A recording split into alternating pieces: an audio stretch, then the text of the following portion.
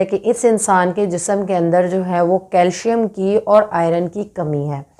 तो जैसा कि मैंने बताया, इंसान ख्वाहिशात का जो है वो पुतला है, इसलिए अपनी इस कमी को पूरा करने के लिए उसको जिस चीज़ की तलब होती है वो उस चीज़ की तरफ जो है वो भागता है, उस चीज़ की तरफ जो है वो दौड़ता है। ठीक है, हमारे जिस्म के अंदर जो हमारी बोन्स हैं, जितनी भी हड्डियां हैं, ये किससे बनी होती हैं? ये कैल्शियम से, आयरन से, विटामिन डी से, ये तमाम तर इसके जो हैं वो बुनियादी जुज़ होते हैं। अब जो मिट्टी है जिसको अल्लाह रब्बुल इज़्ज़त ने पैदा किया है, इस मिट्टी का भी एक जोन सा हम लोग देखें कि एक इसमें इसके ज़रूरी अज्जा में से इसके अंदर जो है वो कैल्शियम और आयरन इसके अंदर भी पाया जाता है। तो लिहाजा जब एक इंसान के जिस्म के अंदर जो है इसकी कमी होती है तो वो ऑटोमेटिकली जो है वो मिट्टी के इस्तेमाल की तरफ जाता है,